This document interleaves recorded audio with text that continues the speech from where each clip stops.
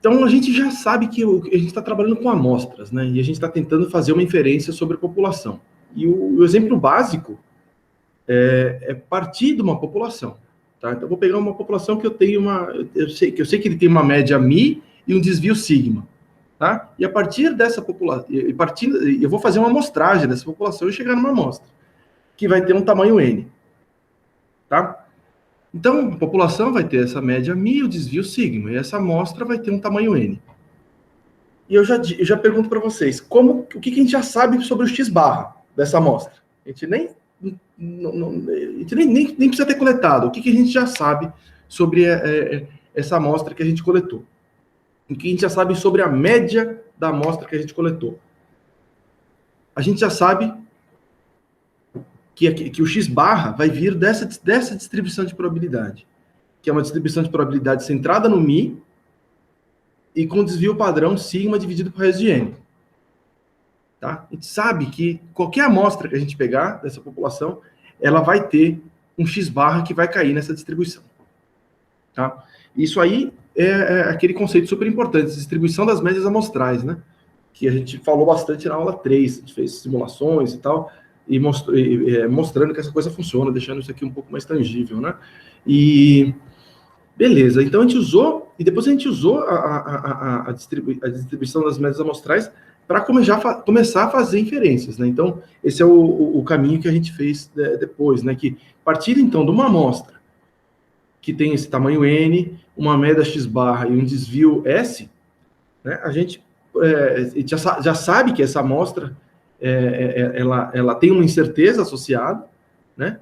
Então, o x barra, onde está centrada essa incerteza de x barra, ele é o melhor estimador de μ, né? Esse desvio padrão, S dividido por raiz de n, é o melhor estimador do sigma raiz de n. Então, e a partir dessa distribuição, que vem daqui, né? É a mesma coisa, a gente só colocou os melhores estimadores de cada um do melhor estimador dessa média e o melhor estimador desse erro padrão aqui, né? Só substituindo pelas estatísticas da amostra, né? E com base nessa incerteza de x barra, a gente construiu aquele que a gente viu na aula passada, né, que é o intervalo de confiança de x barra, né? Então, o x barra, né, então onde vai estar centrado esse intervalo de confiança, mais ou menos um t, né, um t ou um z, a gente está colocando t porque é um caso mais geral, né? O t ele é uma distribuição que serve tanto para amostras pequenas quanto para amostras grandes. Mas enfim, x barra mais o t, que é uma quantidade uma quantidade de erros padrões, né? Então ele já é um escalador de erro padrão, dividido pelo próprio erro, multiplicado pelo próprio erro padrão, né? Que é o S dividido pela raiz do N, tá? E esse T a gente tem que tirar então dessa tabela T de student, né? Ou faz no R lá, usa lá o QT, né, para chegar numa cobertura, por exemplo, cobertura 95, você tem que colocar os numerozinhos certos lá no R e usar o comando QT para conseguir chegar no T correspondente ao limite crítico, T crítico mínimo e o T crítico máximo esses T's que limitam esses T's que limitam o nosso intervalo de confiança. Certo? Então, para ter o 95%, você vai ter um menos T aqui, um mais T aqui, associado, que estão associados a essa probabilidade central de 95%.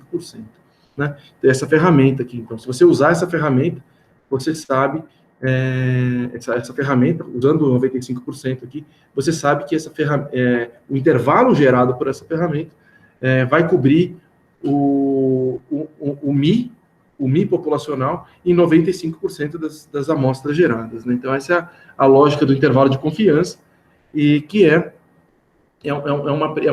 uma primeira inferência que a gente está fazendo sobre a população a partir de uma estatística amostral. Então, a gente está partindo do N, do X barra e do S, e está conseguindo gerar esse intervalo que existe uma grande probabilidade de incluir o seu μ, o seu parâmetro μ populacional. Tá? Esse é o conteúdo da aula 4, né? Então, a gente já passou por esse primeiro pedaço aqui, que é a parte de estimação, né? Então, eu estimo que a média da população seja um número tal, com intervalo de confiança tal e tal, né? E agora a gente vai fazer a segunda parte,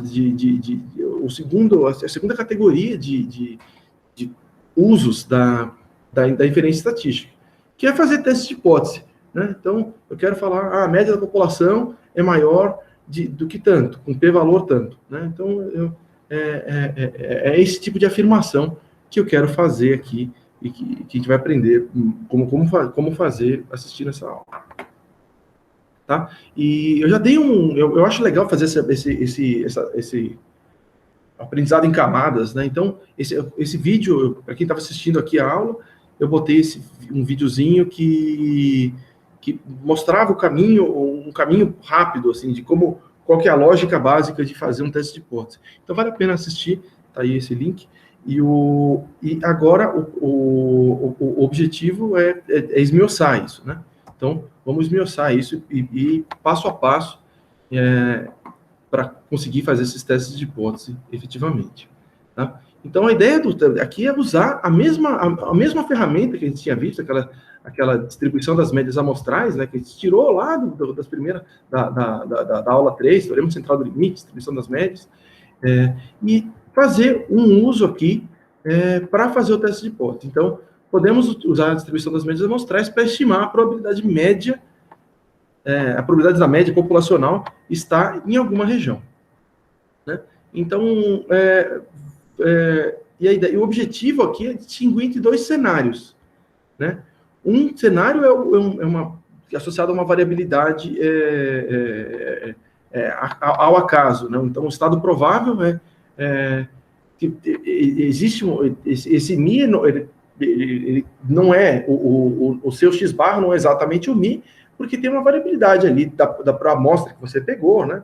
Tem um erro de medida. Então, tem uma variação ao acaso que é esperada, né, nas suas medidas de média, tá? Mas tem um outro lado, que seria o improvável, que, olha, tem alguma coisa além do acaso, né? Tem algum fenômeno outro interessante acontecendo aí, tá? Então, é algo que o acaso sempre vai estar lá, né? Mesmo nessa parte improvável aqui. Então, o acaso sempre vai estar lá, mas existe alguma outra coisa, algum outro fenômeno acontecendo junto, né, para conseguir encontrar aquele valor. Então, ele está querendo distinguir entre esse caso que seja só o acaso, né? Então, a gente vai chamar a hipótese nula, né? A hipótese nula, então, essa hipótese que não existe nada de interessante aí, é só o acaso que estaria gerando o que você observou. A sua evidência, ela poderia ser gerada apenas pelo acaso, apenas pela hipótese nula. E tem um outro caso que seria, olha, putz, pela hipótese nula, isso aqui nunca aconteceria, né? Pelo puro acaso, isso aqui aconteceria com uma chance muito pequena. Então, isso daí a gente rejeita essa hipótese nula. Tá? Só dando a cena nos próximos capítulos aqui. Tá? Então, a gente está querendo distinguir entre esses dois cenários, e a gente precisa distinguir, definir os limiares dessa distinção. Tá? Então, se cair aqui aqui seriam os casos muito raros, né? Esses casos improváveis. E aqui no meio seriam esses casos prováveis. E aonde que a gente coloca esse limiar, né? A gente põe aqui, põe mais para cá, põe mais para cá, e esse é um ponto que a gente precisa definir, né? Onde que é esse limiar para conseguir falar que o que aconteceu ali é puro acaso ou parece que tem alguma coisa a mais, algum efeito interessante ali. Tá? E isso a gente já sabe, para onde usa, né? Então, todo mundo que trabalha com pesquisa experimental, usa estatística, usa teste de hipótese, né? Então, esse para quem está fazendo IC, isso certamente já penou um pouco com análise de dados e já teve que usar alguma ferramentinha aí para fazer testes de hipótese. Tá. E a gente vai apresentar essa questão aqui através de um exemplo, tá? E esse exemplo vai ser, de novo, com notas do Enem. Parecido com o que a gente viu na aula de intervalo de confiança, né? Mas aqui é um outro exemplo. Tá? Então, aqui eu já vou dar para vocês aqui como que a nossa população se comporta. Tá? Então, as notas do Enem seguem uma distribuição normal, com Mi 600 e Sigma 100. Tá? Então, 600 de média, 100 de desvio padrão. Essa é a população de notas do Enem. Daí tem uma empresa que oferece curso para estudantes prestarem o Enem, e ela fala que os estudantes que fizeram esse curso têm uma nota mais alta do que esses 600. Eles aplicaram esse curso para 100 alunos e tiveram uma média de 618. Tá? É claro que você tem que falar, poxa, para conseguir fazer inferência, esses 100 alunos, eles têm que ter sido pegos completamente ao acaso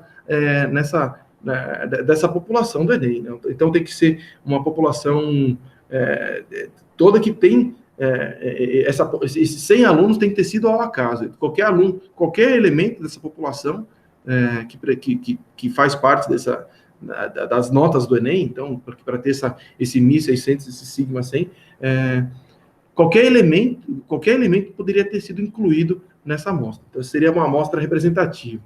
Tá? Mas vamos supor que foi feito bem, né? Então, que eles conseguiram escolher 100 alunos ao acaso dessa população e foram para esses 100 alunos que eles que eles aplicaram esse curso. E tiveram lá a média 618. Né? A nota média do Enem desses 100 alunos foi 618. E a gente está querendo testar se essa afirmação é válida. Né? Então, será que esse curso efetivamente melhora as notas? Né? E como que a gente pode testar isso usando as nossas ferramentas de inferência? Tá? Primeiro, a gente tem que lembrar, né, o que é a nossa hipótese nula. Né? Então, aquela coisa que existe... Olha, vamos ser cético aqui. Existe a possibilidade de que esses 618 tenha surgido por mera flutuação estatística, por mero acaso. Isso poderia ter acontecido. Tá? Então, essa vai ser a nossa hipótese nula. E depois a gente vai fazer o quê? Construir uma distribuição esperada das médias, se a hipótese nula for verdadeira. E é ali que a gente vai usar a distribuição das médias, né? Distribuição das médias amostrais. Tá? Então, a gente já tem um sigma, a gente já tem um mi, e a gente já tem um n, ou seja, a gente tem todos os elementos para conseguir construir a nossa distribuição das médias. Tá? Então, a gente constrói essa distribuição e considerando esses dados que a gente já tem, o mi, o sigma e o n. E daí é só construir o erro padrão, né? O sigma dividido por raiz do n, então chega no erro padrão 10. Tá? E depois a gente aplica aquela transformação Z, né? Ou seja, para pegar esses dados que estão em escala de dado bruto, nota, pontuação do Enem, para chegar numa escala de erro padrão, né? Que é uma escala de erro padrão que a gente tem acesso, né? Então, quando a gente usa lá o P-norme, Q-norme, o QT, PT, ou usa a tabela T, ou usa a tabela Z, a gente está sempre trabalhando com com o dado normalizado, né, que ele tem média 0 e desvio padrão 1. Ou seja, aqui a gente pega esse dado e joga para essa escala de erro padrão. Né? Então, qual que é a distância entre 618 e 600 na unidade de erro padrão, que é 100. Ou seja, tem 1,8 erro padrão ali. Tá? Então, a gente chegou nesse Z que a gente consegue buscar na nossa tabela. E a gente procura lá na tabela, e procura lá quando que o Z pode ser maior do que 1,8. E a gente encontra que isso acontece em 3,7% de chance. Né? Então, isso acontece, esse 1,8 é 3,7% de chance. E aí você fala, poxa, essa probabilidade é baixinha, né? Ao acaso, eu encontraria um número tão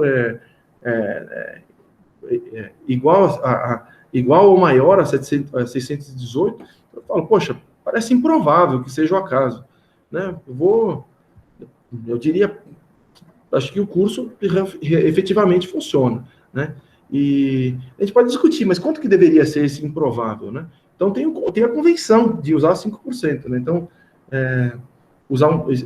se a probabilidade aqui for menor do que 5%, você poderia, então, rejeitar a hipótese nula e cair na sua hipótese alternativa, né? Que o nosso caso aqui é que a nossa hipótese alternativa era que o curso melhorava, né? Então, geralmente se usa 5%, mas tem gente que usa um pouco menor. Essa é uma convenção mesmo. Tá? E esse aqui é o caminho todo para fazer um teste de hipótese. Tá? Só que esse é um caminho que tem que olhar com mais cuidado. Aqui, vocês vão ver que tem vacilos aqui. Parece que está tudo tranquilo, a gente vai fazendo passo a passo, parece que está tudo bem, mas tem que usar uma formalidade muito boa, muito clara, para não fazer besteira. Tá? E aqui estão os 5 passos para formalizar isso e fazer de uma forma bem analítica, passo a passo, e ver se não está assumindo coisa que não deveria assumir. Tá? E esses são os 5 passos. Passo 1, que é estruturar a hipótese nula, ou H0, né? É o símbolo, a notação que se dá para a hipótese nula,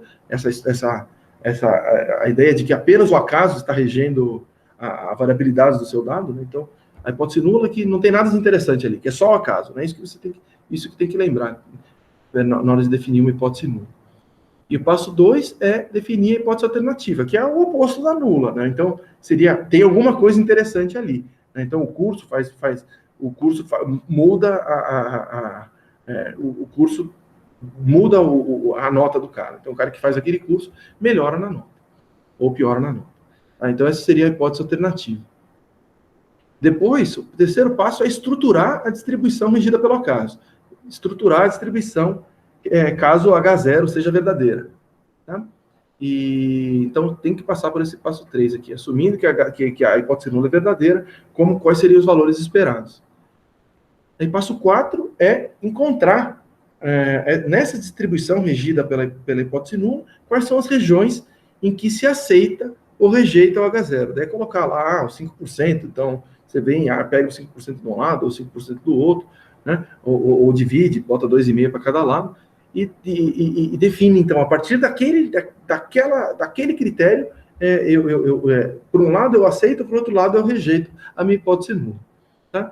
E depois, por último, que você faz o seu teste de significância da hipótese nula, que é pegar a sua evidência, pegar a sua média e ver aonde que ela caiu.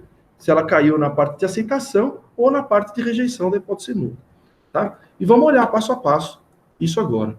Tá? Então, vamos olhar o passo primeiro, estruturar a hipótese nula. Tá? Ou H0, né? Então, esse é o nome aqui. Tipicamente, o que se usa como hipótese nula é que as médias são iguais, né? No nosso caso aqui, então, falar que a média de quem faz o curso é igual à média de quem não faz o curso. Então, falar, poxa, é que o curso não varia em nada. Essa é a resposta cética. Não tem nada de interessante e só a aleatoriedade, é só o acaso que está influenciando ali, que aquela medida que a gente viu seria simplesmente o acaso. Né? Então, essa é a hipótese nula. A média que a gente encontrou na nossa amostra seria apenas flutuação estatística, apenas acaso, seria gerado apenas pelo acaso. Tá? Então, esse é o primeiro passo. O segundo passo, que eu tinha colocado lá, era estruturar a hipótese alternativa, HA. Tá? Que a gente aqui tem 2 opções, tá? Que é o quê? Usar uma alternativa unicaudal, ou direcional, vai falar, olha, uma coisa maior que a outra, ou usar uma estratégia bicaudal, ou não direcional. Vai falar, ó, isso aqui é só diferente. Tá? Então, aqui é uma estratégia unicaudal, a média 1 é menor do que a média 2, ou a média 1 é maior do que a média 2. Então, aqui o exemplo seria, não fazer o curso faz com que a média da população que não tem acesso ao curso é menor do que a média da população que faz aquele curso. Tá? Então, esse é o tipo de coisa que a gente gostaria de responder. Né? Então, essa seria numa alternativa direcional, ou unicaudal, né? Apenas um lado da distribuição, apenas uma cauda da distribuição. A alternativa bicaudal ou não direcional seria, a média do 1 é diferente da média do 2. Né? Aqui é a média da população que não faz o curso pode ser tanto mais alta quanto mais baixa que a média do curso. Tá?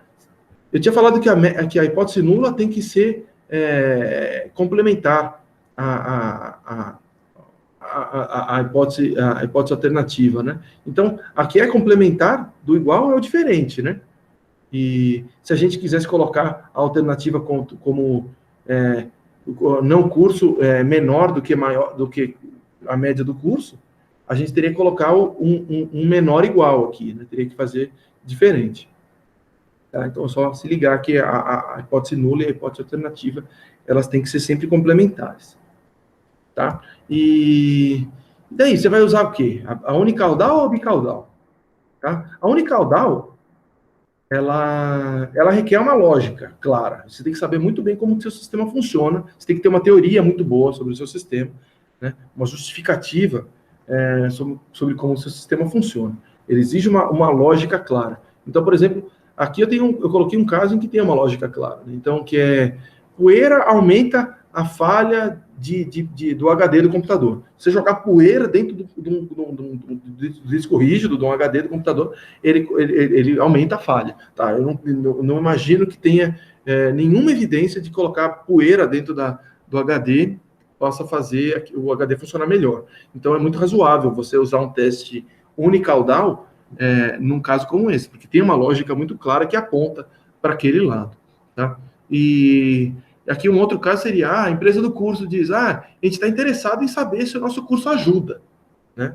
Isso aqui já não é uma justificativa muito fraca, né? Pois o curso pode melhorar ou pode piorar. Né? Então, um professor de um curso, uma disciplina que não está bem organizada, pode te ensinar conceito errado, pode te desmotivar, pode te prejudicar de várias formas, assim como pode te ajudar. Então, você tem que ver se a gente não tem uma justificativa clara para falar que um determinado método ajuda ou atrapalha.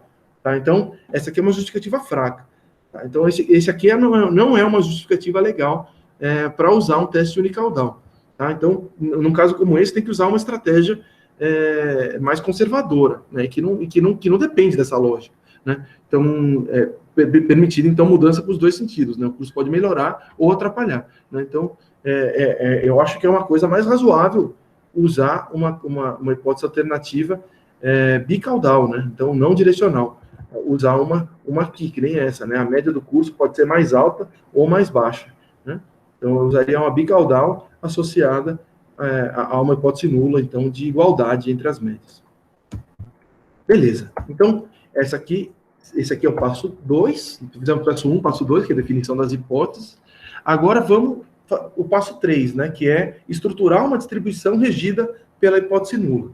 Né? Então, desenhar uma distribuiçãozinha normal aí, colocando o mi da hipótese nula, o sigma, e o sigma não, né? Colocando um erro padrão, né? Que é o sigma dividido pela raiz de n. A gente já sabe a gente sabe quanto que é o sigma, que era 600.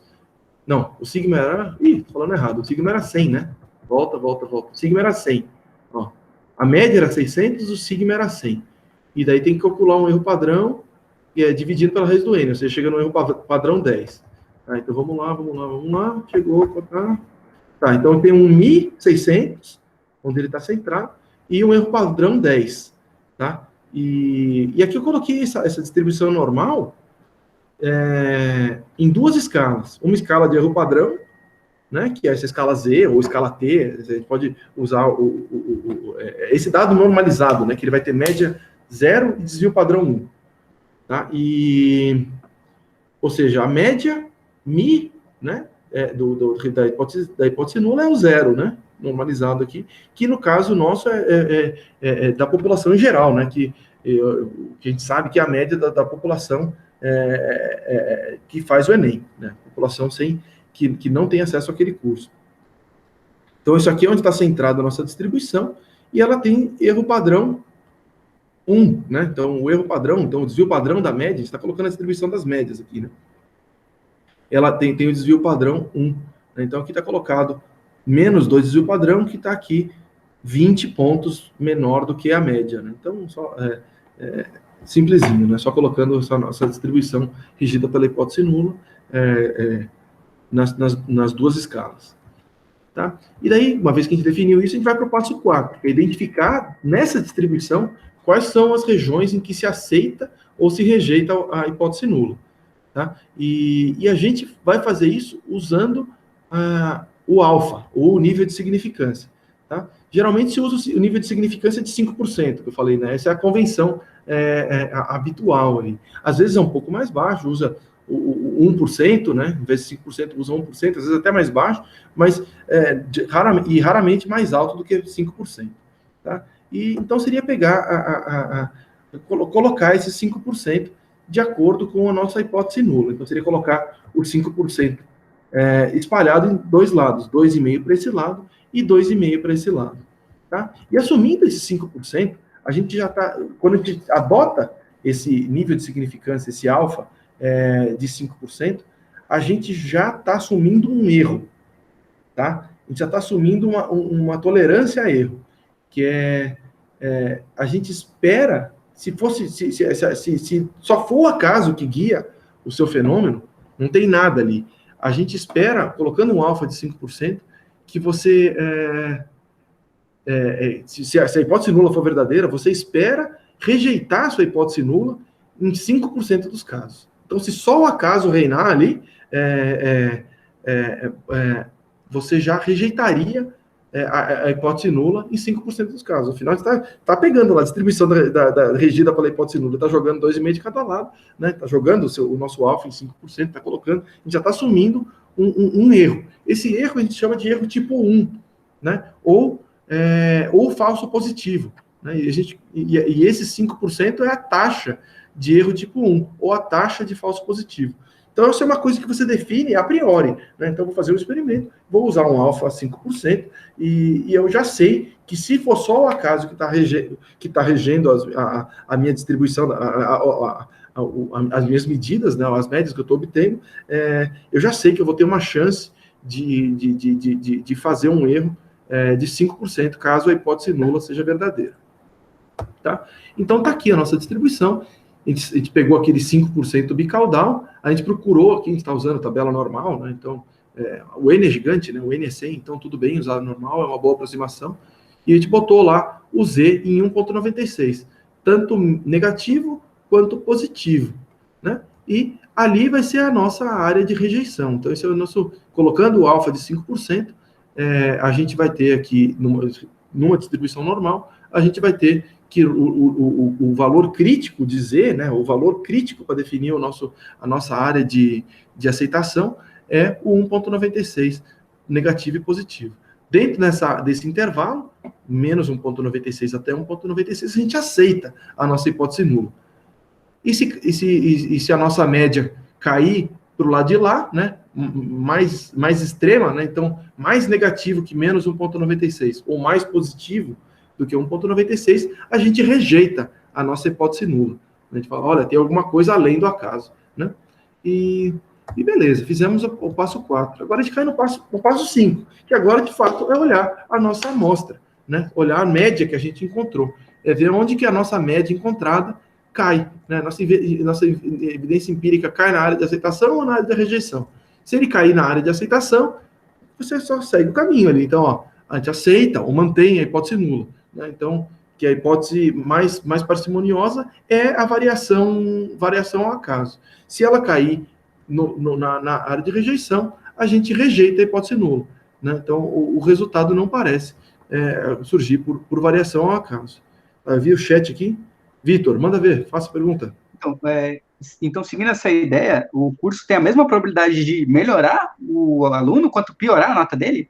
Isso, a gente está fazendo um teste bicaudal, né? Então, entendi. A gente não tem essa premissa, né? A gente não sabe se esse curso é bom ou ruim.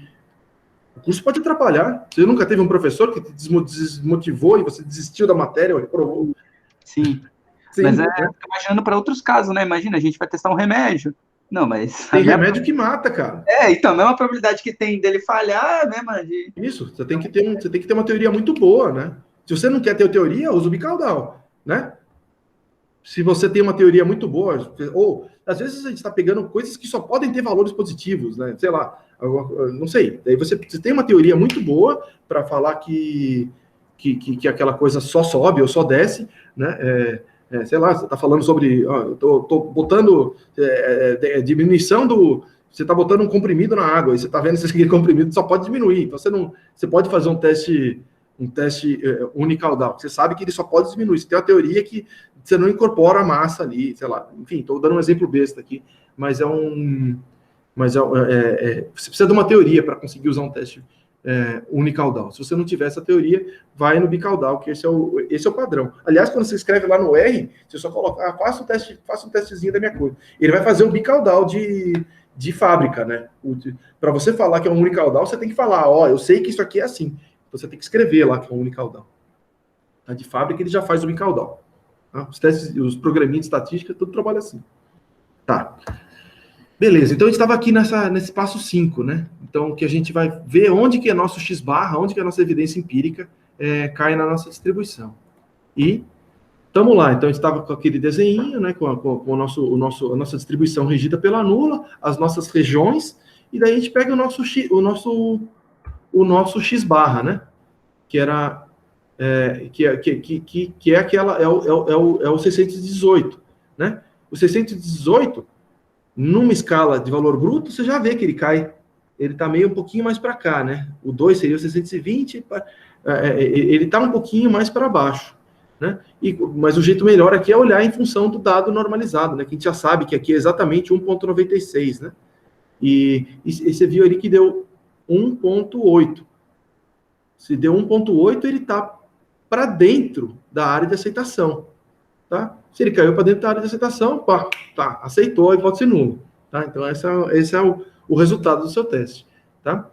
E finalizou. Se quiser dar um passo extra, você calcula o p-valor, né? Para fazer na tabelinha, essa tabelinha de papel, tabela Z, tabela T, é bem difícil de chegar no p-valor exato. Isso é uma coisa que surge usando o método computacional, né? Aliás, no método computacional, ele só te dá o p-valor, e você tem que comparar ele com o alfa você mesmo, né? Então, você tem que saber que o seu alfa é 5%, você só olha aquele seu p-valor e compara com o seu alfa, tá? E o p-valor é aquele valorzinho que tinha encontrado lá. Você lembra que quando a gente tinha rodado pela primeira vez, tinha dado aquele 0,30 e... tá muito para trás. Ó, tinha dado 0,37, que é aquele valorzinho associado a 1,8. Aqui você tem que pegar esse valor, como você está usando um teste bicaudal, né? Então, você tem que pegar esse 0,37 e multiplicar por 2, tá? E então você chega num p-valor de 7,5%. Tá? O que significa esse p-valor de 7,5%? É que você você poderia encontrar um valor igual ou mais extremo do que aquele que você encontrou na sua média, pelo puro acaso, você encontraria com probabilidade de 7,5%. Ou seja, é 7,5% de encontrar, pelo puro acaso, um valor igual a esse 618 ou mais extremo. Tá? É isso que o p-valor diz. A probabilidade de encontrar o que você encontrou na média igual ou mais extremo. Tá? Sempre pensando na hipótese nula. Tá? Então, esse é um valor que só se refere à hipótese nula. Então, seria qual que é a chance de encontrar aquela sua média ao acaso. Né? Então, a gente encontraria aqui algo como 7,5%. Né? É que não é a média, né? A média ou mais extremo. Né? Se você pegar a área embaixo de um ponto, é zero. Né? Então, você tem que definir um intervalo, e é o intervalo do valor que você encontrou para o mais extremo, né? Para o mais distante do zero, para o mais distante da média. Né? Beleza? Então, fizemos aqui um teste de hipótese, aceitamos a nossa hipótese nula e definimos nosso p-valor. Tá? Passando por esses 5 passos. Estruturar a hipótese nula, estruturar a hipótese alternativa, estruturar a distribuição regida pela hipótese nula, usando o μ e o erro padrão, né? Identificar as áreas de aceitação e rejeição da hipótese nula, com base no alfa, né? E, por último, conduzir o teste de significância da hipótese nula, né? Que é ver onde caiu a sua evidência empírica, onde caiu o seu X-barra na área de aceitação ou na área de rejeição. E, dependendo de onde caiu, você toma a decisão. Aceita a hipótese nula, você fala, aceita a hipótese nula, eu poderia encontrar isso pelo acaso com uma chance grande. Tá? Daí você bota lá um p-valor altão, né? Um p-valor acima de 5%. E se cair na área de rejeição, você rejeita a sua hipótese nula e fala, ó, isso aqui é raro de encontrar, o meu p-valor é menor do que os 5%. Né? E daí é só como apresentar esse resultado. Né? Então, se o p-valor for menor do que o alfa, né? O alfa, que geralmente se usa 5%, né? Então, a média observada difere da minha média populacional. Com essa tal estatística de teste aqui, então você pode usar o Z ou o T, né? Aqui a gente viu esses dois tipos de estatística normalizada. Então, para esse Z, com essa probabilidade, essa probabilidade que a gente encontrou é menor do que 0,5, fazendo um teste bicaudal, tá? Esse é um jeito de representar. Outra é falar, a diferença foi, né? Ou só um foi já basta. A diferença foi significante, né? Então, com esse tal Z, esse P bicaudal. Ou rejeitamos a hipótese nula, o Z, o P, e falando se é monocaudal ou bicaudal. Esse é um jeito de representar quando você tem um p-valor pequeno, né? Um p-valor menor do que o alfa. E se for um p-valor maior do que o alfa, então você coloca lá o seu p-valor. O p deu maior do que 0,05. Ou a diferença falhou a atingir a significância estatística. Ou aceitamos a hipótese nula. Esses são os vários jeitos de representar o seu resultado. Beleza? E tá, a gente está colocando sempre esse 5%. A gente falou que esse 5% está associado a um erro. A gente falou que esse 5% está associado a um erro, né? Aquele falso positivo, né? Que assumindo que a sua hipótese nula seja verdadeira, a gente já está errando em 5%. Se a nossa hipótese nula for verdadeira, a gente está errando em 5%. A gente já está rejeitando a nossa hipótese nula em 5%. E a questão é, poxa, esse é o melhor jeito possível? Né? Esse é o 5%. Por que eu não uso um erro menor? Eu quero errar menos, né? Não faria mais sentido, ao invés de usar os 5%, que eu vou ter essa taxa de erro tipo 1, a taxa de falso positivo de 5%, eu não poderia botar um número menor? Colocar um alfa de 1%, de 0,1%, ou até menor? Né? Não seria mais prudente errar menos? Né? A gente quer errar menos. Por que definir esse valor? Né? E a resposta é que não necessariamente essa é uma boa estratégia. A gente vai ver por que não. Tá? E aqui, e a justificativa é porque existem dois tipos de erro. Tá?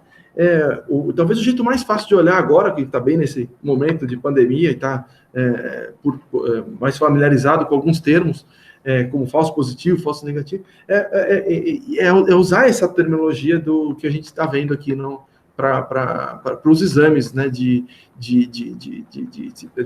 para saber se está infectado ou não pelo coronavírus, né? Então, a ideia é que a gente tem uma hipótese, a gente vai fazer um teste para a COVID, então a gente vai ver se tem o RNA viral, né? Então, usar esses testes PCR e depois ver qual que é a medida que tem, a quantificação que se tem daquele RNA, né? A gente sabe que se a gente pega uma amostra antiga, pega uma amostra lá de 2018, antes desse vírus estar espalhado por aí, você pega lá amostras de pessoas que sabe que não tem coronavírus, né? E aplica esse método, o que você vai ter? Você vai ter uma flutuação, né, nas medidas, você vai ter um erro de medida ali, né? Então, esse aqui seria o acaso, né? Então, numa hipótese nula em que a gente sabe que a pessoa não está infectada, sabe que aquela amostra não tem RNA de coronavírus, você pode aplicar esse teste e, às vezes, ter uma resposta falando, olha, existe, tem um julgamento ali de que indicou que está infectado. Esse seria aquele erro tipo 1, né? Um falso positivo, né? Então, sendo que a verdade é que a pessoa, né, então, não está infectada, você aplica esse teste e o teste indica que existe o RNA viral ali, indica que aquela pessoa está infectada. Esse seria um tipo de erro tipo 1, um falso positivo. Né? O outro lado seria o falso negativo, uma pessoa que a gente sabe que está infectada, né, que a verdade é que ela está infectada, mas o teste não foi sensível o suficiente, né, ele indica que a pessoa não está infectada. Esse aqui seria um falso negativo, né? Então, a gente não está trabalhando só com um erro, só com os falsos positivos. A gente está trabalhando com o erro tipo 1 e o erro tipo 2, os falsos positivos e os falsos negativos. Tá? O exemplo que eu usava até o ano passado, que eu sempre usei, esse aqui é o exemplo clássico, na verdade, que tem nos livros de estatística aí, é para testes de gravidez, né? Então, a hipótese nula aqui seria de não existir a gravidez, não ter gravidez, mas daí você tem lá a medida do hormônio, né? Você pode medir os hormônios associados com gravidez e dar um falso, pode ter um falso positivo. Então, essa pessoa aqui claramente não está grávida, mas fez uma dosagem ali, que pode ser um erro de medida, pode ser uma variabilidade estranha e tal, e caiu naquela faixa de rejeição da hipótese nula. Então, você faz esse erro do tipo 1, um falso positivo. Falar com uma pessoa que aqui, no caso, uma pessoa que claramente, que a verdade é que ela não está grávida, mas o julgamento foi de que estava. Né? E o outro lado seria fazer um erro tipo 2, né? Um falso negativo. Uma pessoa que, na verdade, está grávida, e fazer um julgamento falando de que não estava. Tá? Eu vi uma pergunta aí. Esse erro tipo 1 e tipo 2 são os cantos das caudas? Não, esses não são os cantos das caudas. Os cantos das caudas são só erro tipo 1. Tá? Aqui, ó, a gente pegou aquele 5%, que é a taxa de erro tipo 1, e a gente jogou para os dois lados. Então, a gente pode rejeitar a hipótese nula, sendo uma medida extrema positiva ou uma medida extrema negativa, né? Para um lado ou para o outro. Né? Então, a gente pode ter uma resposta muito maior do que a média ou muito menor do que a média da hipótese nula. Tá? Então, esses dois casos são da distribuição regida pela hipótese nula,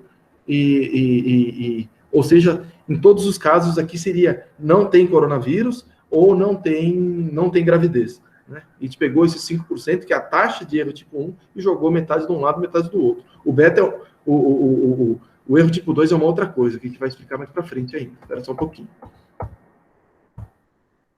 Tá? Vamos lá. Então, aqui a gente pode, só colocando essa informação numa tabelinha aqui. Então, tem uma verdade, que pode ser a hipótese nula ou a hipótese alternativa, tá? E essa é a conclusão, que pode ser a hipótese nula ou a hipótese alternativa.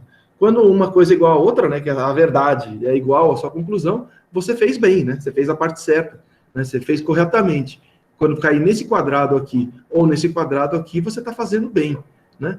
Já quando cai nesses dois lados, são os dois tipos de erro tipo 1 e erro tipo 2. Tá? Então, aqui é correto, aqui é um erro tipo 1, falso positivo. Né? Então, que a verdade é hipótese nula. Né? Por isso que a gente colocou lá a distribuição regida pela hipótese nula. Né? Então, a hipótese nula seria a verdade, mas a sua conclusão foi que você julgaria a hipótese alternativa. Né? Então, você rejeitaria a hipótese nula, você manteria a hipótese alternativa.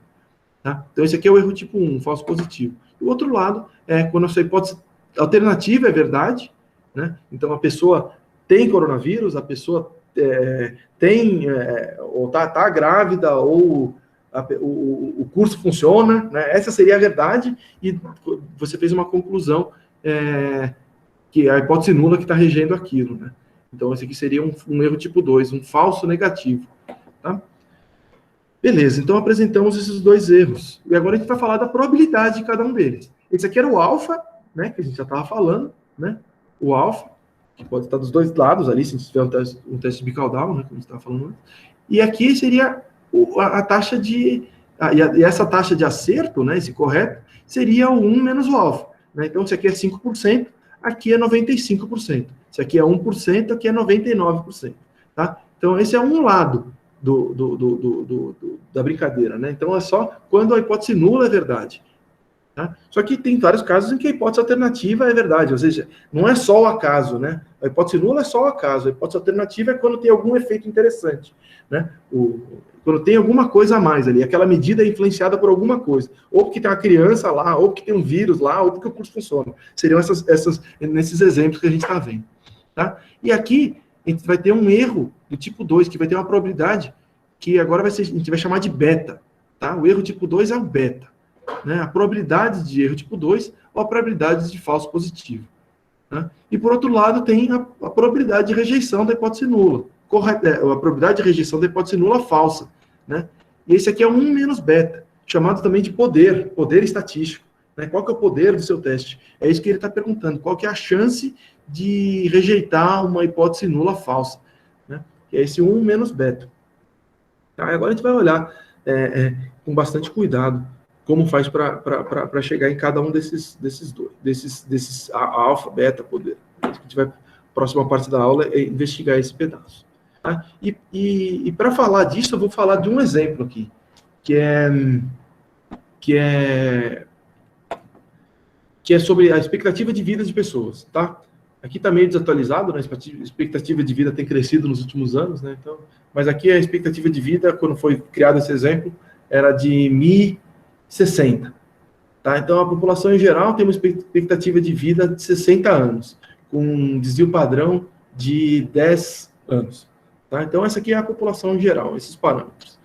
E agora, se a gente pegasse uma distribuição de 100 pessoas e construísse a distribuição regida pela hipótese nula, essa distribuição estaria centrada no 60, tá? E teria um erro padrão de quanto? Do sigma dividido pelo raiz do n, ou seja, 10 dividido pelo 10 dividido por 10, ou seja, 1. Né? Então, essa é a distribuição das médias esperadas para uma amostra de 100 pessoas. Tá? Essa é a distribuição das médias esperadas. Centrada no 60, com erro padrão 1. Beleza? E agora a gente está querendo olhar o efeito de um perfume aqui. Tá? Então, vou pegar um perfume, o perfume X. Tá? E eu quero saber se esse perfume X muda a expectativa de vida das pessoas. Tá? Eu já vou... Vamos supor que eu tenha acesso à verdade. Né? Então, vamos supor que essa pesquisa já foi feita e repetida muitas vezes, então eu já sei quanto que qual que é a verdade, né? Qual que é uma estimativa muito boa da verdade. Se a gente tivesse acesso a isso, vamos supor que a gente tem acesso a isso, que as pessoas que usam esse perfume têm uma expectativa de vida um pouquinho menor, uma expectativa de vida de 57 anos, uma expectativa de vida média de 57 anos, 3 anos a menos, tá? Mantendo o desvio padrão. Tá? Vamos supor que essa é a verdade. Tá? E daí, esse estudo, de novo, conduzido com essas 100 pessoas que a gente tinha falado, eu quero saber, vamos supor aqui, eu quero saber, sabendo essas coisas aqui, se a gente usasse um nível de significância alfa de 5%, qual que é a taxa de erro tipo 1, a taxa de erro tipo 2 e qual que é o poder do experimento. Tá? A taxa de erro tipo 1 a gente já sabe, quanto que é? É o próprio 5%. Né? A taxa de erro tipo 1, você tem que fazer, você computa assumindo que a hipótese nula é verdadeira. Né? Com a hipótese nula verdadeira, se eu estou colocando 5%, a taxa de erro tipo 1, a taxa de rejeição de hipótese nula correta é de 5%. Então, isso aqui está resolvido. O complicado é o tipo 2, tá? E o poder do experimento, que é o complementar desse erro tipo 2. E vamos olhar cada um deles aqui. Tá? Então, estamos lá com a nossa distribuiçãozinha, regida pela hipótese nula, centrada no 60, um erro padrão 1, tá? Do jeito que a gente tinha falado antes. E agora, a gente vai definir a nossa área de aceitação e rejeição da hipótese nula. Tá? Colocando os 5% bicaudal, a gente bota 2,5 para cá, 2,5 para lá. Essa área do meio aqui é a área de aceitação, a área que a gente aceita a hipótese nula. Essa área em vermelho aqui, essa área grifada em vermelho claro, é a nossa área de rejeição, né, que soma 5%. Então, a gente tem aqui a nossa área de aceitação e a nossa área de rejeição. Tá? Com os 95% no meio, né? 1 menos o alfa. Tá? E daí a gente chega com aquela nossa distribuição alternativa, que a gente já sabe que é a verdadeira, né? A gente já sabe que essa aqui que é a verdadeira. Então, que existe uma redução na sobrevida em 3 anos, né? Então, de 60, a expectativa de média vai para 57, tá? Mantendo o mesmo sigma, né? E usando um tamanho de amostra igual. Então, reduziria a nossa distribuição regida pela hipótese alternativa, ela está centrada nesse outro Mi, que é 57, e tem esse outro erro padrão. Então, essa aqui é a hipótese nula, essa aqui é a nossa hipótese alternativa. A vermelha é a hipótese nula, a preta é a hipótese alternativa. Tá? Mas agora é assumindo que a hipótese alternativa é a verdadeira. Tá? E daí a gente olha a área dessa distribuição regida pela hipótese alternativa que cai dentro da nossa área de aceitação. Tá? E a área que cai nessa área de aceitação é essa. E esse é o nosso beta. Assumindo que a hipótese alternativa é verdadeira, qual que é a área da nossa distribuição das médias regida pela hipótese alternativa, que cai na área de aceitação da hipótese nula, ou seja, cai na área que a gente rejeita a hipótese alternativa. Então, é essa área em cinza escuro aqui, que é o nosso beta, tá? E a gente pode computar isso, né? Então, aqui eu coloquei, se a gente fizesse... primeiro aqui estão os valores a gente está usando um erro padrão de 1, né? Então, é só o Mi mais 1,96, né? Então, a gente tem a sorte aqui de trabalhar com a escala de dado bruto e a escala Z são muito parecidas, é muito fácil ver aqui, né? Então, é 60, que seria o zero na escala de erro padrão, mais 1,96, né? Para conseguir botar 2,5 para cá e 2,5 para cá. Mais 1,96 e menos 1,96, tá? Então, essa seria os limites ali. E a gente pode fazer a algebrazinha, né? Saber, olha, onde que está o Z para uma distribuição centrada no 57, qual que seria o Z associado àquilo? Então, é procurar o 58,04 e subtrair da média dessa população aqui, né? Dividido por 1, que é o erro padrão, né? Então, a gente consegue ter acesso a esse Z aqui, né, que seria o Z inferior, né? Teria um Z superior para cá, mas nem a distribuição não chega lá, então não precisa fazer essa conta, tá? Então, a área, a gente consegue computar a área consegue computar esse beta aqui, olhando na tabela, né? Qual que é o Z associado qual que é a probabilidade associada a esse Z de 1,4. Tá? E daí é só procurar isso na tabela, né? Então tá lá na tabela Z, e a gente chega lá em 15%. O 15% é essa área aqui tem 15%. Essa aqui é o nosso beta, ou a nossa taxa de erro tipo 2. Tá? E o poder é o complementar disso. Se tem 15% de beta, o poder é os 85%, né? 1 menos beta.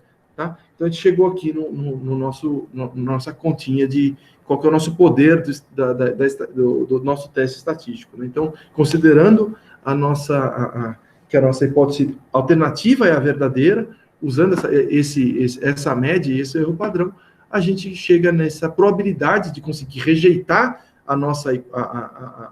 rejeitar a hipótese nula, né? Ou seja, manter a nossa hipótese alternativa, que é de 85%. Não é complicado não, cara. É só você olhar, é só você construir as duas distribuições e você ver qual que é a área da distribuição regida pela hipótese alternativa que caiu na sua área regida pela hipótese nula. Na sua área de aceitação regida pela hipótese nula. Então, é só você pegar essa distribuição aqui e ver qual que é a área dela que caiu aqui entre os limites ali que definem o seu alfa, né? Então, os seus valores críticos ali da sua hipótese nula, que é 58 e o 61 aqui. É só você olhar essa área aqui. É mais simples do que parece, cara. É só você computar a área ali. Não tem um grande desafio. Tá? A gente vai continuar olhando isso, vai fazer simulaçãozinha no R, que talvez facilite. Eu acho que facilita, inclusive. Tá? Então, aqui é a nossa conclusão, né? Então, se a nossa hipótese nula for verdadeira, a probabilidade do nosso erro tipo 1 é o nosso alfa, que é o 5%. E a probabilidade de aceitar corretamente é os 95%, né? Que é o complementar ao nosso alfa. Tá? Se a hipótese alternativa for verdadeira, assumindo que a hipótese alternativa aqui seria de 1047, então a probabilidade do erro tipo 2 é de 15%, o beta é de 15%. Então, nas 15% das vezes, a gente perderia esse verdadeiro efeito, né? Se a hipótese alternativa for verdadeira, a gente perderia esse verdadeiro efeito em 15% das vezes. Então, esse é o nosso beta, esse é o nosso taxa de erro tipo 2. Aí o poder é os 85%, que é o complementar disso. Em 85% das vezes, a gente rejeitaria corretamente a hipótese nula, né? Considerando que a hipótese alternativa seria a verdadeira. Tá? Então, aqui fica claro uma coisa, para conseguir computar o beta, você tem que ter uma estimativa da hipótese alternativa. Tá? Aqui a gente colocou a gente fixou em 57, mas a gente poderia fixar em qualquer valor, né? A gente conseguiria construir curvas de betas. Enfim, isso é coisa mais para frente. Mas é só para dizer que para conseguir computar um beta, você tem que fazer uma estimativa da sua distribuição regida pela hipótese alternativa. Tá? Então, por que a gente não pode ficar seguindo aquela recomendação ingênua de reduzir o alfa, botar em meio, ao invés de usar meio, usar valores muito menores? Porque a gente tem que lidar com esses dois erros, né? E o alfa, se você diminui o alfa, a gente vai ver aqui que ele aumenta o beta, tá? E aqui, na verdade, tem várias coisas que influenciam os erros, né? Um é o alfa, o outro é a diferença entre as distribuições, a diferença entre o acaso e a hipótese alternativa, né? A distribuição regida pela hipótese nula e a distribuição regida pela alternativa. E outra coisa que importa é o erro padrão, né? Então, a distância entre elas e quão sobrepostas elas estão. Vamos olhar cada um desses casos. Tá? Então, aqui, vamos olhar o efeito do alfa. Tá? Então, a gente pegou aquele mesmo exemplinho que a gente já tinha visto. A gente tem um alfa de 5%, que tem 2,5 para o lado de cá e 2,5 para o lado de cá. Né? Então, usando aqui, a gente pegou esse 1,96 lá. Né? E se a gente pegasse esse alfa, e a gente tem, então, esse alfa, e daí a gente consegue definir os limites, e depois a gente só pega a nossa alternativa e vê qual que é a área que caiu na área de aceitação. Esse aqui é para um alfa de 5%. O que eu vou fazer aqui? Ó? Agora eu vou mudar de 5% para 1%. Tá? Então, essa área aqui que tinha 5%, somando as duas, eu vou fazer com que tenha 0,5% aqui e 0,5% ali. Ou seja, eu vou fazer minha área de aceitação, minha região de aceitação fica muito maior, tá? Se minha região de aceitação ficou muito maior, o que aconteceu? Caiu muito mais probabilidade da distribuição regida pela hipótese alternativa no meu limite de área de aceitação, meu limite da região de aceitação, tá? Então, olha aqui, fica claro que a gente, quando diminui o nosso alfa, ele saiu de um alfa que era aqui e botou para um alfa menorzinho, o nosso beta ficou muito maior. O beta que era aqui, ficou aqui. Tá? Então, reduzindo o seu alfa, o seu beta aumenta e o seu poder diminui. Tá? Então, essa é uma das... esse é um dos efeitos. Por que a gente não pode reduzir tanto o alfa? Tá? Porque senão a gente vai subir muito o beta. A gente vai perder poder. Né? Tá. Outra coisa que importa muito é a diferença entre as médias. Né? Então, a gente tinha colocado a hipótese nula no 60 e a hipótese alternativa no 57. Mas e se eu tivesse colocado uma hipótese alternativa centrada no 56? Eu andei ali, saiu do 57 e foi para o 56. Olha lá o que acontece com... O alfa continua igual, né? O alfa não muda, né, de uma para outra. Mas a sobreposição entre as curvas diminui bastante. Né? Então, a área da curva regida pela hipótese alternativa, ela que cai, a área da curva da hipótese alternativa que cai na área de aceitação, ela é bem pequena, tá? Então, a gente tem aqui, que quando a gente trabalha com diferença entre as médias maior, você tem quando essa diferença entre a média a média da distribuição regida pela nula e a média da distribuição regida pela alternativa, quando essa diferença é maior, o seu beta é menor e o seu poder é maior. Tá? Então é claro aqui, né, que a área em azul aumentou e a área em cinza diminuiu quando você tem uma diferença entre as médias maior. Tá? Então aqui seria para conseguir diferenciar um curso mais ou menos, né? Um curso mais ou menos ele vai fazer uma mudança pequena no desempenho. Já um curso melhor vai fazer uma diferença maior. Então fica mais fácil de observar que existe essa diferença. Tá? Essa é uma ideia. E outro efeito que é importante é o erro padrão. Tá? Então aqui, esse aqui a gente tinha feito sempre com erro padrão 1. Né? Então aqui a gente tem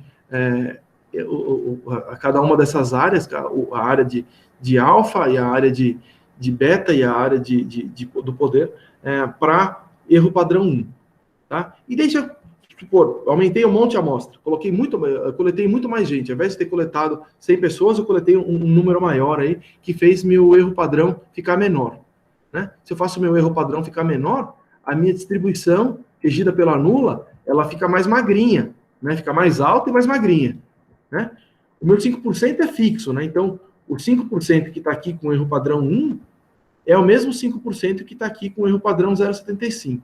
A área em vermelho é a mesma. Né? Mas, porque eu mantive isso fixo, né? Eu mantive o meu alfa fixo em 5%. Mas, olha só o que acontece com o beta. Né? O beta para erro padrão 1 é grandão. E para um erro padrão menor, de 0,75, o beta ficou bem menor. Tá? E é claro que o oposto acontece com o poder. Né? Aqui tinha um poder que estava um poder pequeno que foi para um poder muito maior.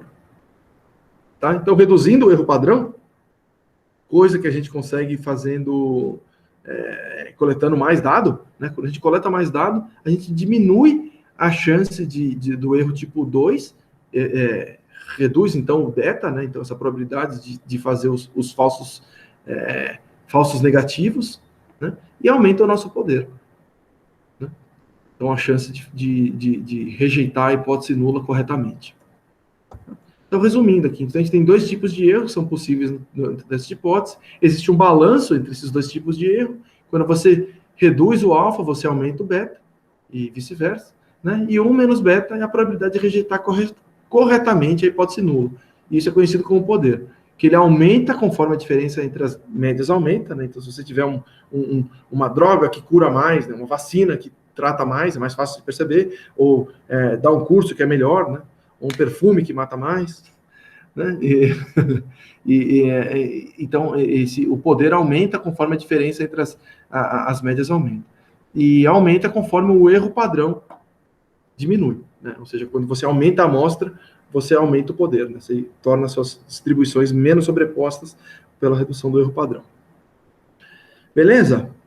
Dúvidas? Ou podemos já pular para o R? Vamos pular para o R, então. Tá? O que eu vou fazer aqui? O que eu vou fazer no R? Primeira coisa que eu vou fazer é aquele teste, aquele exemplo do Enem, né? Então, aquele exemplo do Enem que está aqui, tá? Aquele exemplo de que com média 600, sigma 100, né? Essa é a distribuição da população em geral, e daí as pessoas que fazem o curso tem uma amostra de 100 alunos, tem uma média de 618. Eu quero testar essas coisas, usando o R, tá? Tá, então, eu quero usar uma função nativa do R, né? Só que para usar a função nativa de R, a gente tem que ter uma amostra, tá? O que a gente tem ali eram só as estatísticas da amostra, né? Tinha um N tanto, com um sigma tanto, tá? Então, o primeiro passo a gente tem que simular essa amostra, tá? Essa é a parte chata de trabalhar com R. O R é para trabalhar com dado do mundo real, né? Em que você tem o dado na tua mão, tá? E quando você não tem, você tem que simular a vida. Tá? Então, eu vou construir minha amostra aqui, vou falar que minha amostra tem 100 elementos e veio de uma distribuição normal, com média 0 e desvio padrão 1. Se eu olho lá qual que é a média da minha amostra, eu espero que seja um número bem perto do zero, né? Porque com 100 elementos, mas ele não deu zero, ele deu um pouquinho mais negativo, né? O acaso aparece ali, né? Eu peguei números aleatórios vindo de uma distribuição com média 0 e desvio padrão 1. Então, ele não vai ter exatamente a média 0 e também não vai ter exatamente a média 1. A média dele foi 1.019, tá? Um pouquinho acima do 1, tá? Mas eu consigo forçar essa minha amostra ficar com média 0, desvio padrão 1. Aqui é só usar aquele z-score, né? Então, eu peguei cada valor da minha amostra, aqui minha amostra tem um montão de número, né? Tem 100 números, tá? E eu peguei cada valorzinho da minha amostra e de cada um deles eu reduzi a minha média da minha amostra, tá? A minha média que era de menos não sei quanto, tá? Então, fazendo isso aqui, eu faço cada um desses valores ficar um pouquinho mais positivo, né? Então, esse 1.05, quando eu faço isso aqui, ele virou 1.06, né? Porque eu subtraí um número negativo dele, tá? E daqui, aqui, desses valores que agora estão centrados no zero, exatamente, forcei ele para ficar centrado no zero, eu divido pelo meu desvio padrão, né? O meu desvio padrão, que era de 1,19. Eles estavam com uma distância média da média, a distância deles, média da média, era 1,19. Se eu divido pelo 1,19, eu faço com que a minha amostra agora fica com distância média exatamente 1. Tá? Então, quando eu rodar isso aqui, eu olhar aqui qual que é a média da minha amostra, vai dar 0. Né? Então, deu 0, né? Isso aqui é menos 7 elevado a 10 a menos 18. Então, deu 0. E isso aqui é a coisa mais próxima que um computador consegue falar de 0. E olhando o padrão da minha amostra, agora vai dar 1. Ah, deu 1. Então, eu consegui forçar. Tá? Então, fazendo isso aqui, rodando essas duas linhas, em linha 8 e linha 9, eu forcei em que as minhas medidas estejam exatamente com média 0 e desvio padrão 1. Teve uma pergunta aqui que eu vou olhar. Isso foi para normalizar a função e conseguir usar as tabelas. Não, isso aqui foi só... eu não estou normalizando a função, eu estou normalizando os dados. Né? Eu estou pegando os dados e fazendo eles ficarem sempre com média 0 e desvio padrão 1. Meu objetivo é produzir uma amostra que tenha média 618 e desvio padrão 100. Tá? Eu estou mostrando como que faz para simular essa amostra. Tá? Então, primeiro eu gerei números aleatórios, depois eu forcei com que eles tivessem média 0, desvio padrão 1, e agora eu vou escalar para o número que eu tenho interesse. Tá? Eu poderia fazer isso aqui com menos linhas, mas esse aqui é o jeito fácil de entender. Né? Ou seja, eu peguei aqui minha média, minhas amostras que tem média 0 e desvio padrão 1. Opa, fala aí, Vitor. Opa, desculpa atrapalhar. Na linha 8, o R-norm está fazendo o quê com um valor 100 de parâmetro? O R-norm, ele gera números aleatórios que vêm de uma distribuição normal, com média 0 e desvio padrão 1. Tá? Então, se eu faço um R-norm 1. Então, eu vou produzir um número que vem de uma distribuição com média 0 e desvio padrão 1. Eu tirei um número aleatório que vem dessa distribuição. Ele deu lá, menos 2. Olha, bem diferente do zero. Vou fazer de novo. R-norm 1. Agora deu 1,09. Imagino que uma hora vai dar um número positivo. Ó, já deu de novo, agora deu um número positivo. Então, quando eu faço R-norm 100, eu estou pegando 100 números que vêm de uma distribuição com média 0 e desvio padrão 1. Só que eles não vêm de fábrica exatamente com distribuição 0 e desvio padrão 1. Eu tenho que forçar. E aqui eu consegui forçar. Isso aqui foi para forçar, para ele ficar com média 0 e desvio padrão 1. E uma vez que ele tem média 0 e desvio padrão 1, eu posso escalar ele para o número que eu quiser. Né? Então, eu posso escalar, multiplicando por 100, eu faço com que o meu desvio padrão 1 vire 100. E somando 618, eu faço com que minha média, que era 0, vire 618. Tá? Então, eu vou rodar isso aqui, e agora eu vou olhar qual que é a média da minha amostra. Exatamente 618. Qual que é o desvio padrão? Exatamente 100. Tá? Então, isso aqui eu consegui simular uma amostra que tem uma distribuição normal, que tem média 100 e desvio padrão 618. Exatamente. Tá? Então, esse aqui é um jeito de simular dado.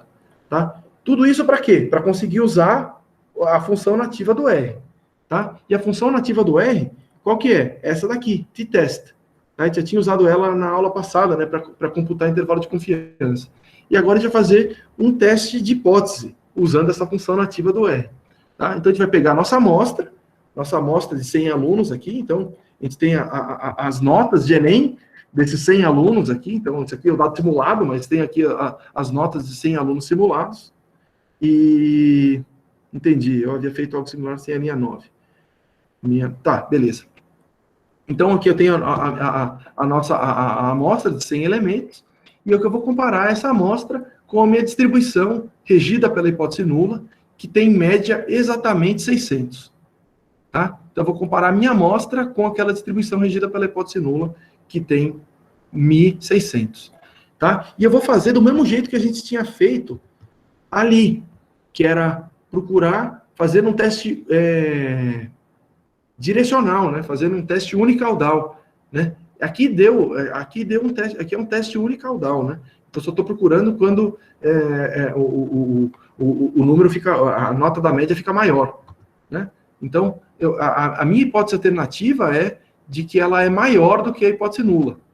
Né? Que a média da população de onde eu tirei essa amostra ela é maior do que 600, tá? Então vamos rodar essa linha aqui, ele vai dar um output gigante, então eu já vou abrir um montão aqui, a telinha do meu console, e vou rodar essa linha aqui, tá? T-test da minha amostra, comparando com uma hipótese nula com 1.600, fazendo o teste de que a minha média populacional é maior do que a minha média da hipótese nula. Tá?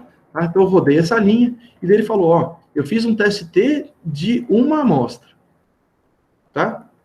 E daí ele deu T 1,8. O que é esse T 1,8? Era o que a gente tinha visto lá. O T é a nossa média observada, né? A nossa média observada escalada para o erro padrão. Ou seja, a gente tem o nosso T observado aqui de 1,8. Né? Então, esse é o nosso T, nosso valor observado, nossa estatística observada, a distância em relação à média da hipótese nula em unidades de erro padrão da hipótese nula. Né? Então, o nosso T é 1,8. Com grau de liberdade 9,9. Né? Então, lembrar que o grau de liberdade é o N-1. Né? Então, o grau de liberdade é 99. E daí ele fala qual que é a chance de encontrar um valor maior, a chance de encontrar um valor igual ou mais extremo, aqui no caso, um valor igual ou maior do que o valor crítico, né? O crítico é lá algo como 1,96 e a chance de encontrar um número maior do que... Não, eu falei errado. Tá? A chance de encontrar um número maior do que um T de 1,8. Né? A chance de encontrar, pela distribuição da distribuição média, da distribuição das médias, um número maior do que 1,8. E daí chega lá no 0,37. Né? 0,037, ou seja, os 3,7%. Tá? É isso que ele já deu de output para a gente. Tá? E ele fala aqui, ele só informa, isso aqui ele não está fazendo nenhum julgamento, ele só está informando que a hipótese alternativa é que a média da distribuição de onde veio essa amostra é maior do que a da nossa hipótese nula, que é de 600. Né? Então, isso que a gente está testando. Né? Então, a gente está fazendo um teste T de uma amostra, com a nossa hipótese alternativa, que a média de onde veio essa amostra é maior do que a da hipótese nula, que é maior do que a média 600 da hipótese nula. Tá? Beleza, tá feito aqui. Né? Depois ele só fala qual que é o intervalo de confiança, ele fala qual que é a média, tá? Mas isso aqui foi o caso que a gente tinha feito aqui, né? Que a gente tinha feito para esse teste unidirecional, né? Esse teste unicaudal, né? Nosso teste direcional. E agora vamos fazer o outro teste, que é aquele não direcional, tá? Então aí a gente tem que falar aqui, ó, que é de dois lados, é bicaudal, né? O teste bicaudal. Então a gente faz o nosso teste, é a mesma coisa, só falando que é um bicaudal. E quando você roda isso aqui, rodamos, né?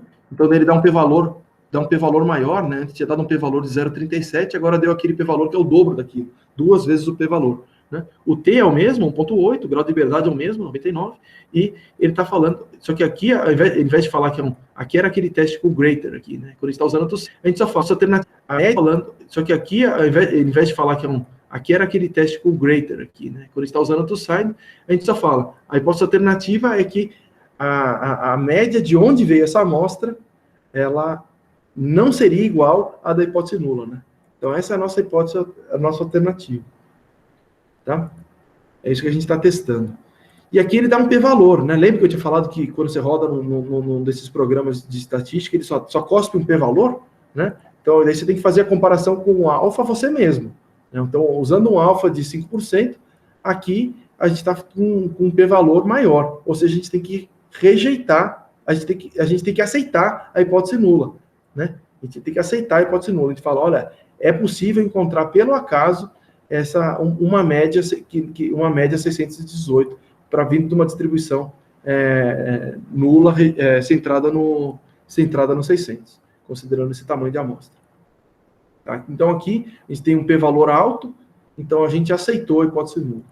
Tá? Aqui quando a gente usou esse teste unicaudal, né, que a gente precisa de teoria, a gente tem que saber que que a coisa só diminui, ou só aumenta, né? No caso aqui, a gente só está falando que o nosso curso, né, ele só pode gerar respostas maiores, né? Quando você faz esse teste unicaudal, você tem um p-valor que é metade do outro, né? E aqui, daí, aqui poderia rejeitar a hipótese nula, né? Mas parece que isso aqui está mal. Né? A gente poderia pensar, ó, a gente pode testar só para o outro lado, né? Então a gente sabe que se tivesse uma teoria que explica por que aquele curso só piora, né? A gente poderia testar isso. E daí a gente sabe por teoria que ele só piora. Só que daí ele, na verdade, não piorou, né? Ele foi para 618. Se a gente colocasse aqui less, então, que a média da hipótese alternativa ela seria menor do que a da hipótese nula, né? Daí ele dá um p-valor gigantesco, né? Então, ele dá o complementar àquele 3% que a gente tinha visto antes, né? O p-valor aqui é de 3%, aqui seria o complementar dele, que é o 96 e tanto por cento. Tá? Então, esse é o jeito que se faz teste de hipótese para uma amostra, comparando com uma hipótese nula, que tem um parâmetro aqui. Então, o teste T de uma amostra. Tá? Beleza, é assim que faz para usar a função nativa do R. Vamos fazer na mão, né? Fazendo todas aquelas continhas que a gente fez aqui, né? Então, agora vamos passar por todo esse caminho que a gente tinha feito, que tinha chegado naquele 0,75 na mão, só para conseguir olhar relembrar como que seria feito isso se a gente não tivesse simulado o dado, né? Só para ver se dá exatamente a mesma coisa. Tá? Então, fazendo na mão. Passo 1. Define a hipótese nula, né? Que é a média da população que faz o curso é igual à média da população que não fez o curso. Tá? Então, esse é o passo 1. Passo 2. A hipótese alternativa de que é o oposto dela, que a média de quem fez o curso é diferente da média da população de que não fez o curso. Esse aqui é o símbolo, né, de diferente, para fazer comparação no R. Né? Professor, Oi. Uma dúvida que eu fiquei. A hipótese nula é sempre complementar, né? Diferente à alternativa que eu estou propondo. Isso, a hipótese nula é sempre complementar, a hipótese alternativa é sempre complementar a hipótese nula. Se eu tivesse colocado aqui, por exemplo, a minha hipótese nula sempre tem um acaso, né? Então sempre tem que ter o igual, né? Então se eu falo, se ela é menor ou igual, aqui eu teria que colocar menor, aqui eu teria que colocar maior. Mas aí é indiferente quem vem primeiro, se é a hipótese nula ou alternativa? Seguindo os passos do jeito que a gente mostrou no curso, né? Que era que você tem que fazer primeiro. Isso aqui é uma instrução que seguindo esse esquema para fazer teste de hipótese nula, teste de hipótese, né? Então você teria esses passos. O primeiro passo seria definir a hipótese nula, mas é uma coisa que vem junto, né? Quando você define a nula, você já define a alternativa. Isso. Né? Então elas são, na verdade, elas são equivalentes. Você pode fazer tanto para um lado, tanto uma depois a outra, quanto a outra depois a uma. Né? Só tem que fazer elas de um jeito que elas sejam efetivamente complementares. Aqui eu estou falando que ela é igual, então aqui eu tenho que falar que ela é diferente. Né? Então, só mostrando esse símbolozinho, o que o diferente faz aqui, né? Isso aqui é só para conseguir fazer comparação depois, né? Então, eu pergunto, ele é diferente do 2? 1 é diferente do 2? Sim, é verdade. 1 é diferente do 2. E o 2 é diferente do 2? Falso. Não, 2 é igual ao 2, então é falso. Então, só isso aqui é o símbolo que se usa para diferente. Aqui não é código, né? Mas é só para saber o que significa essa anotaçãozinha aqui. É uma anotação que funciona, inclusive, funciona no R. Tá? Então, passo 1, definimos a hipótese nula, que as médias das populações são iguais. Hipótese alternativa, que as médias das populações são diferentes. E agora a gente vai para o passo 3, né? Que era construir a distribuição regida pela hipótese nula. Né? Então, pela escala de valor bruto, a gente vai usar dois parâmetros, um que é a média e outro que é o erro padrão, né? Que é aquele sigma dividido pela raiz do n. Né? Então, a gente consegue calcular o erro padrão. Nosso erro padrão dá quanto? Erro padrão dá 10. Tá? Então, o nosso erro padrão aqui é 10. Você pode até botar aqui, que é 10. Né? Então, a escala de erro padrão, isso aqui é na escala de valor bruto. Né? Então, a gente vai construir aquela distribuição centrada no 600 e que vai ter um desvio padrão, né? Um desvio padrão da média aqui de 10. Né? E é isso que a gente mostrou aqui. Mas a gente pode colocar isso em duas escalas, né? A escala de valor bruto, que está aqui embaixo, a gente pode colocar também na escala de erro padrão. Né? Então, que que o erro padrão, na escala de erro padrão é 1, né? É o óbvio, né? Centrada no zero, tá? Beleza, então essa é o passo 3, né? De construir a distribuição regida pela hipótese nula, né? Que tem que fazer na mão, né? Ou fazer num outro gráfico aqui. Aqui eu não desenhei no R. Tá? Passo 4, identificar as regiões em que aceita ou rejeita a hipótese nula. Né? Em qual região que aceita a hipótese nula? É nesse valor crítico aqui, né? A gente tem que chegar nesses valores críticos aqui. Aqui eu fiz com distribuição Z, né? Mas aqui no R eu posso já usar T, né? Que fica até mais preciso. Então eu vou colocar lá qual que é o valor associado às probabilidades de 2,5% e 97%, né? Então, que tem integral de 0 até 2,5 e que tem integral de 0 até 97,5 para conseguir chegar nesses valores, nos valores críticos aqui, né? Aqui eu estou chamando de T crítico, né? Os valores críticos, os valores que limitam a nossa, que limitam a nossa distribuição, tá? Então, o valor crítico de uma distribuição T para essas probabilidades com grau de liberdade 99, né? Que é o 100 menos o 1, né? O N menos 1. Aí roda esse treco aqui e tem o meu valor crítico. E daí ele não deu 1,96, ele deu um pouquinho mais para fora, né? O menos 1,98 e um mais 1,98. Mas é quase a mesma coisa, equivalente. Tá? Esse é o valor bruto. E eu posso pegar também o bruto crítico, né? Eu tenho o T crítico que está em escala de erro padrão. Mas se eu pegar esse valor em escala de erro padrão e multiplicar pelo meu erro padrão, que é 10, e somar a minha média, eu chego no meu bruto crítico, né? Que é o 580 e o 619. Tá? Então, seriam esses valores aqui, o 580 e 15 e o 619, que está para cá. Você vê como aqui deu uma diferencinha, né? De usar 1,98 versus usar 1,96. Bom, mas enfim, esse aqui é o jeito mais preciso. Chegamos aqui, identificamos as regiões, delimitamos as regiões de aceitação e de rejeição, tá? Que tem esses limites aqui em T, na escala de erro padrão, ou na escala de valor bruto. São esses valores aqui. Então, aqui é a escala de erro, aqui é a escala de nota, né? Aqui é a escala de nota. E depois, por último, vamos olhar aonde que caiu o nosso observado, né? Então, a gente tem o bruto observado, que é a nossa média, nosso x-barra, a média de nota dessas 100 pessoas, que é de 618, aí eu posso jogar para a escala de erro padrão, tá? E daí eu chego lá no meu 1,8, tá? E daí eu olho, o meu 1,8, ele é maior do que o valor mínimo do meu intervalo? Ele é. Ele é menor do que o valor máximo? Ele é também. Ou seja, se ele é maior do que o mínimo e menor do que o máximo, ele caiu na minha área de aceitação da hipótese nula, né? E aqui eu posso fazer um if, né? Botando essas duas coisas aqui, tá? Então eu testo se ele é menor do que o meu valor mínimo e eu testo se ele também se ele é menor do que o meu valor máximo, né? Então ele é válido nas duas coisas, né? Se eu rodo essas duas coisas aqui, eu tinha observado um junto com o outro, era true e true. Se eu vejo dois true junto, é true também, né? Tá? Então, se eu rodo isso aqui, ele vai se for verdadeira essa primeira parte, ele vai falar aqui, ó, aceita a hipótese nula, né? Se não, algum deles está falso, né? Ou seja, ele vai cair fora, então rejeita a hipótese nula. Então, eu só rodo esse treco e ele me fala, pô, podei lá, ele falou, aceita a hipótese nula. Era o que eu tinha feito ali, aceita a hipótese nula, tá? E daí o extra que a gente tinha falado era computar o p-valor, né? Que o p-valor você usa você coloca o seu t observado e pergunta qual que é a probabilidade associada a ele, né? Então eu quero fazer com a probabilidade de t, né? Eu vou usar uma tabela t aqui, né? Qual que é a probabilidade numa tabela t de encontrar um valor, qual que é a probabilidade acumulada do menos infinito até aquele valor de t, para grau de liberdade 99. Ele vai responder para mim 0,96. Eu tinha falado lá que o p-valor era só pegar aquilo e multiplicar por 2.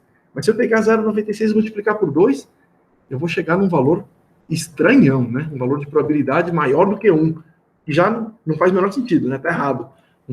Um valor de probabilidade maior do que 1 é, alarme, tá errado isso aí. Então, daí eu fiz aqui só um condicional, né? Se eu falei uma bobagem muito grande, eu falei que meu p-valor é maior do que 1, faz o quê? Corrige ele. Quer fazer o quê? pegar aquele valor de probabilidade, subtrair um daquele valor de probabilidade e multiplicar por 2, né? Então, esse seria então aqui ele dá um valor absurdo, que dá quase 2, que não pode ser, e aqui eu corrijo, né? Eu corrijo ele e faço ele ficar com um valor que faz sentido, que é o 0,74. Então, se eu rodo isso aqui, ele já corrige automaticamente e já me dá o meu p-valor, que é de 0,07. Tá? Ficou claro aí por que deu 2, Vitor? Bom. E... Não. Por que deu 1,92? Tá, porque eu tô pegando... Eu cheguei num 1,8 que é aqui, né? E eu usei o PT. O PT me dá a probabilidade acumulada, assim como a tabela T, como o PT, eles me dão a probabilidade acumulada, integral da probabilidade, vindo de menos infinito até aquele valor, né? Qual que é a probabilidade associada a todo esse monstrão aqui? 0,96, né? Que é uma probabilidade gigante aqui. Toda essa área de menos infinito até 1,8, tá? Então, é isso que ele está me respondendo, tá? E se eu multiplicar isso por 2, não vai fazer sentido nenhum, porque eu vou chegar num valor muito mais alto, tá? E quando eu faço uma bobagem como essa, eu já botei aqui para ele já corrigir o erro automático, que é pegar aquele valor e subtrair aquele valor, pegar aquele 1 e subtrair daquele valor. Ou seja, o meu 0,96 vai virar 0,37, né? E daí eu multiplico por 2 esse outro aqui.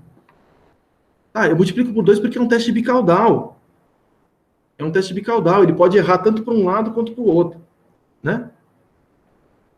E daí eu chego no meu p-valor, que deu 0,7, tá? E daí eu posso conferir, tá? Esse aqui foi feito na mão, todos os caminhos, fazendo teste bicaudal, definindo, papapá, escrevendo tudo na mão, fazendo todas as contas e chega nesse p-valor. E daí eu só confiro, fiz isso aqui bem, né? E aí eu vou rodar aquele teste que a gente tinha feito na função nativa do R, né? Aquele t-test, que daí deu o mesmo valor, né? O p-valor que a gente tinha feito na mão deu 0,74, que deu exatamente igual a 0,74 pela função nativa do R. E pronto, confirmou, fizemos bem, né? Então, estamos conseguindo fazer exatamente o que o programa dedicado a fazer estatística está fazendo. Tá? E confirmado, resolvido. Tá? E beleza, terminamos um pedaço. E o outro exemplo que eu vou dar é aquele lá dos perfumes, né? Ou seja, aquela história de fazer a brincadeira dos testes dos alfas, brincar com os alfas, betas e poder. Tá? Mas eu vou fazer isso aqui brincando com simulação. Tá? Então eu botei aquela mesma informação, que a população em geral tem média 60 e sigma 10, e a população que usa o perfume, assumindo que eu já sei, né, que eles têm uma expectativa de vida 57 e sigma 10 também. Né? Então eu quero saber qual que é o alfa, o beta e o poder. Né? Então vamos lá, vamos construir primeiro o nosso... A gente sabe que o nosso sigma, eu deixei tudo vazio aqui, né? A gente sabe que o nosso sigma da hipótese nula é 100, é 10, a gente sabe que o nosso N é 100, e vamos computar o nosso erro padrão. O nosso erro padrão deu 1, exatamente como a gente já tinha feito aqui, né? Sabia que o nosso erro padrão era 1. Tá? E agora vamos definir as áreas de aceitação, ou seja, definir o limitezinho aqui, que vai ter o vermelhinho, né? Para definir o vermelhinho, as áreas de aceitação e a área de rejeição. Tá? Então, minha área de aceitação de H0 em escala de valor bruto. Tá? Eu quero usar um alfa de 5%. Opa, deletei tudo aqui. Quero usar o meu alfa de 5%, e daí eu sei qual que é o meu... Eu tenho que colocar, então, eu tenho que procurar as probabilidades. Eu quero fazer um bicaudal, né?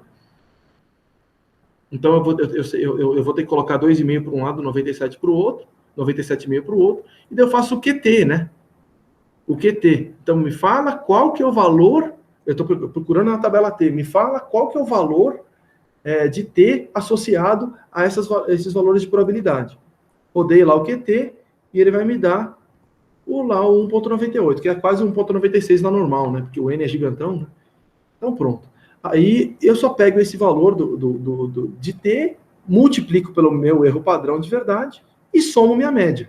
Tá? E esse aqui vai virar o meu bruto crítico, que é o 58 ponto alguma coisa, 61 ponto alguma coisa. que era o que a gente estava lá, 58 ponto alguma coisa, 61 ponto alguma coisa. Deu um pouquinho diferente, porque a gente está usando T ao invés de Z, né? Então, só para mostrar que tem uma diferencinha entre o T e o Z, mesmo quando você tem um grau de liberdade grandão, que é 100.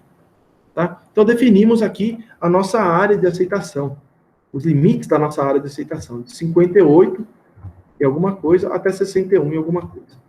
Tá? E agora, vamos olhar, vamos produzir a nossa amostra. A nossa amostra, ela vem de uma distribuição que tem média 57 e desvio padrão 10. Tá? Então, eu vou pegar dados aleatórios que vão vir de uma distribuição com média 0, distribuição 1. Tá? Então, eu só eu vou gerar dados aleatórios ali. Que eles podem ter valor, média, a amostra pode ter uma média um pouquinho maior, um pouquinho menor do que 0, faz parte, e pode ter um desvio padrão um pouquinho maior, um pouquinho menor do que 1, faz parte. Né? Então, a gente só está pegando essa coisa que vem dessa distribuição de média 0, desvio padrão 1, e faço a multiplicação por 10, ou seja, eu faço ela ter um desvio padrão de perto de 10, e faço ela ter uma média perto de 57. Então, é o inverso do Z-score, né? O inverso daquela transformação. Tá? E daí eu tenho a minha amostra lá de 100 pessoas. Qual que é a expectativa de vida dessas 100 pessoas que usam perfume? Tem gente lá com 48 anos de idade, tem gente lá vai ter gente mais velha aqui, tem tudo quanto é número possível aí. Mas a média dele é o número X-barra. A média que eu vi aqui foi 56. Tá? Ó, 56 ele cairia aonde? Ele cairia 56, essa é a minha média. Ele cairia fora da minha área de aceitação da hipótese nula, né? Tá? Então eu faria bem aqui. Nesse caso, eu rejeitaria a hipótese nula, né? Ou seja, eu aceitaria a hipótese alternativa, tá? Nesse caso. E daí eu só fiz o teste aqui, né? Se o meu X-barra é maior do que o meu valor mínimo e for maior do que o meu valor bruto máximo, né? Então, meu X-barra, que é 56, meu valor mínimo crítico, que é 58. Ele é menor? Ele é maior? False, né? Ele caiu para cá. Então, ele já não caiu aqui dentro. Eu vou fazer o outro teste, daí esse aqui vai dar true, né? Então, ele é menor do que o meu valor máximo, mas ele é menor do que o meu valor mínimo. Ou seja, isso aqui, no final, vai dar false. Né? False. Portanto, se isso aqui deu false, ele não vai rodar esse pedaço. Esse aqui seria se ele tivesse dado true, né? Se tivesse dado true, ele aceita a hipótese nula, que sabemos que é incorreta. Ou seja, ele teria feito um erro tipo 2. Eu colocaria um erro tipo 2, 1 aqui. Né? Falando, ó, fez, errou. Mas ele não fez. Isso aqui deu false. Ou seja, ele caiu no else aqui, né? Então, ele vai falar, olha, a gente rejeitou a hipótese nula, que sabemos que é incorreta. Ou seja, fez erro? Não fez erro. Fez bem, né? Então, se fizesse esse teste aqui, ele faz tudo automático, né? Então, vamos olhar lá se esse cara fez um erro tipo 2. Não, ele não fez, né? Ele não fez um erro tipo 2. Ele rejeitou a hipótese nula que a gente sabe que é incorreta. Ou seja, ele fez bem, né? Beleza. Então, a gente fez para um caso aqui, a gente fez um experimento. Agora eu vou fazer uma simulação aqui com vários, né? Com vários. Eu vou repetir isso 10 mil vezes, tá? Vou começar do zero aqui. Vou começar do zero. Eu vou definir o meu sigma, que é 10, o meu n, que é 100, meu erro padrão, que no final deu 1. Vou definir o meu alfa.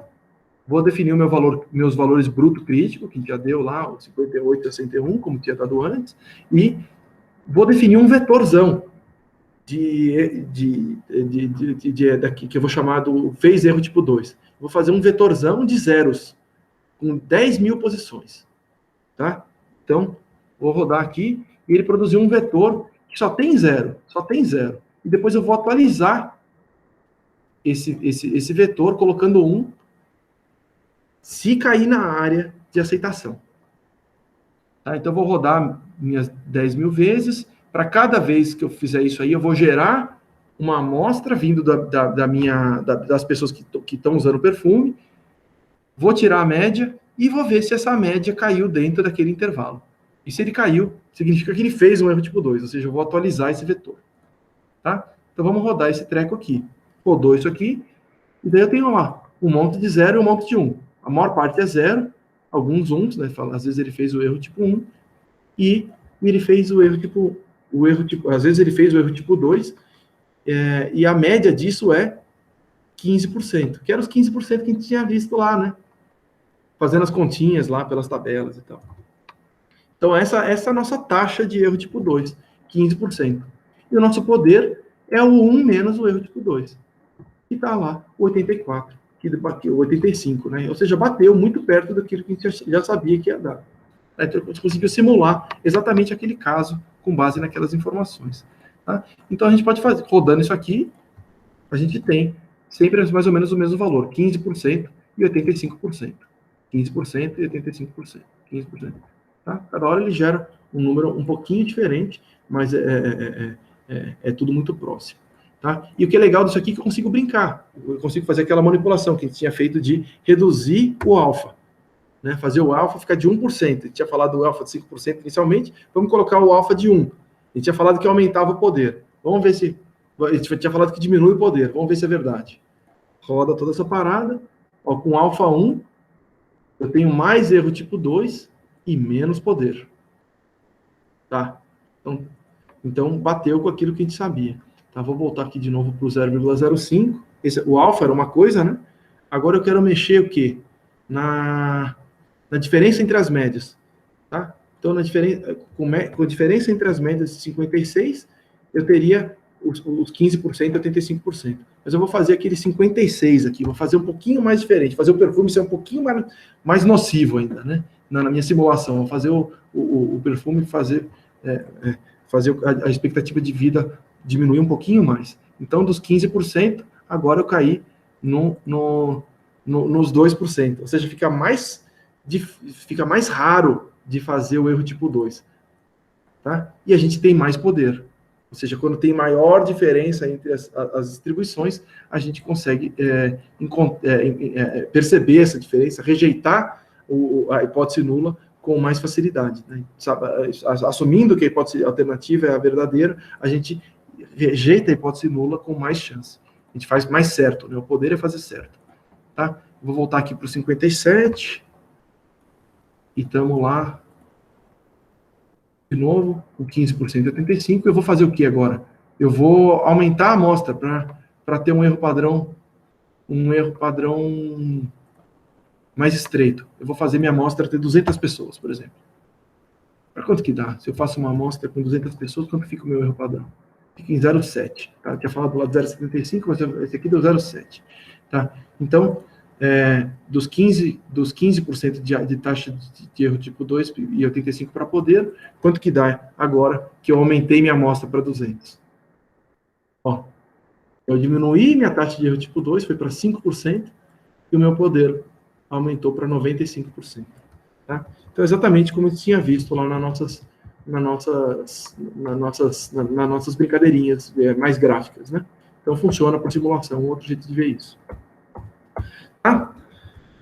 Beleza, eu só vou deixar aqui no 100, salvar o código, para não fazer bobagem. Tá? E aí a gente matou essa aula de teste de hipótese, né? Essa teste de hipótese para amostra única, né? Então, a gente deu uma introdução bem importante aqui sobre teste de hipótese e viu os conceitos principais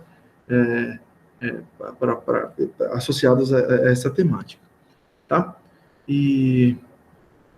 Então, só lembrando que aqui a gente está fechando, isso aqui vai ter entrega dessas atividades, já tem as questões aí todas colocadas no Google Classroom, né? E para essa semana e para a semana que vem, a gente vai ter aula também, né? E vai ter a entrega da primeira parte do vídeo, né? Então, aquela parte que a gente define qual que é o artigo e consegue gerar as figuras daquele artigo nós mesmos, né? Então, replicar as figuras do artigo. Tá? Então, só lembrando que é essa etapa que a gente está agora. Tá? Eu vou parar a gravação aqui.